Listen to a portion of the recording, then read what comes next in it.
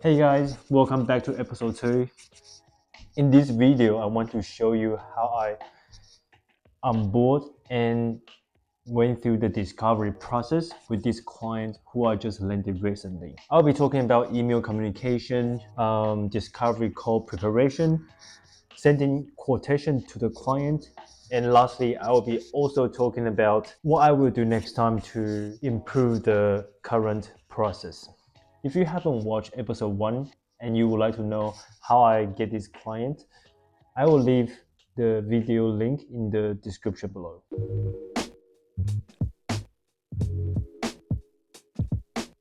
So after the client contacted me, I immediately sent an email to him with the following questions. Is this website rebuilt or design only? If a rebuild, are you open to Framer? Can you confirm if this is your company website?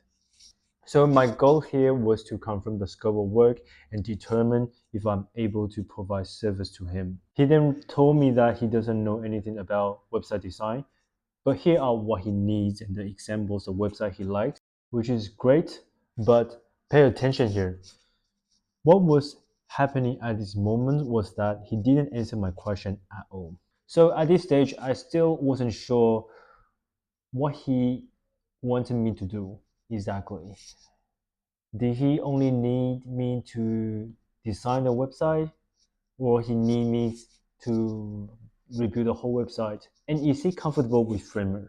If you are new to client acquisitions, if you are just beginning to um, sell yourself to client, you need to expect that a lot of people they don't understand the website design and development process.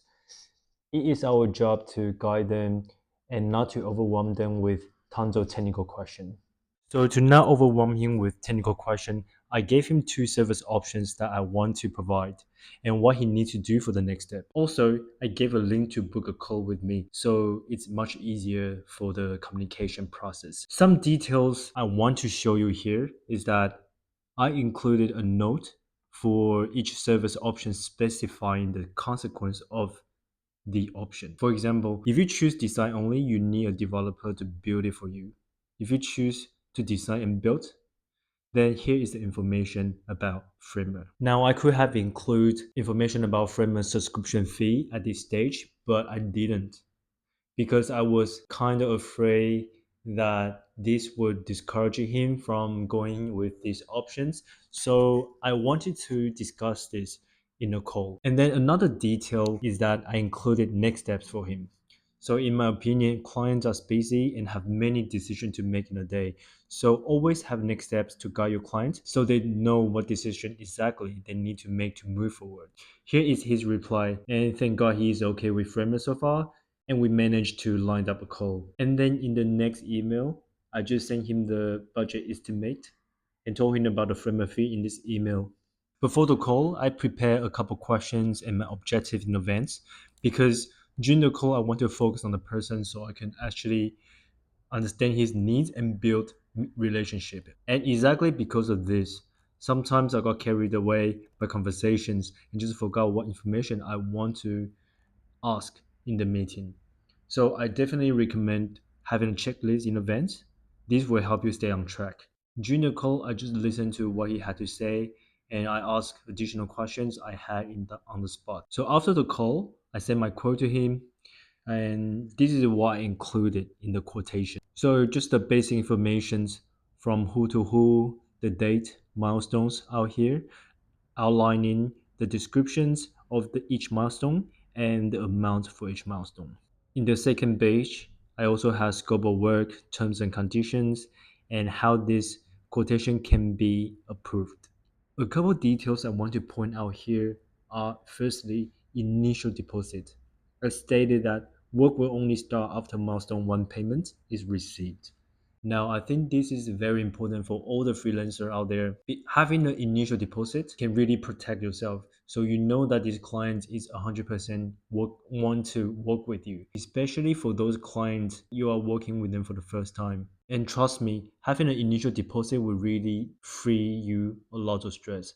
Me personally, I have worked with clients who don't pay initial deposit Luckily, they did at the end, but I remember the feeling of the first maybe 2, 3 weeks or even month. I was stressed about not getting paid. I started to have doubts, and this just creates a lot of mental stress, which I think is very unnecessary. So moving forward, I always ask for initial deposits unless you have worked with this client before and you fully trust them. Then you could be more flexible on this. The second thing I want to point out is client feedback and revision. So I usually tell my client that timely feedback is required. Any delays may shift delivery date. So in this project, 3 rounds of revisions are included in milestone 4. Additional revisions or out of scope requests are billed at €35 per hour. Now, I think these two are very important, so it gives a client a heads up of what they need to do and what are the rules of working with you. These kind of things are very important to bring up at the beginning of the project before you start anything. So everything is clear. There's no guessing or ambiguity. And also a very important thing is the framework fees. Client is responsible for their own framework subscription fees. If you are using Framer for your client, I think this is a very important thing to point out so there's no miscommunication. And lastly, I have a little note of how this client can accept the quote. He can just do it via simply replying the approved in the email. So overall, my process went pretty well. I got the client. I have started working with the client. So what I would do next time would be, firstly, I will ask them what service option would they prefer, just to avoid asking technical questions, as a lot of them might not be aware of the process of website design and development. So I would just package my service into 1 or 2 options for them to choose. And I will bring up the framework subscription fee as early as I can so I don't seem like I'm hiding something. So while I'm reflecting on my process right now, I also confirm that clients probably don't care about what technology you use because they just want their problem solved. And that is all for today. Thank you so much for watching. Please make sure to subscribe to the channel and like this video. I will be posting more of my progress on this project, so stay tuned for that. Have a good one. Peace.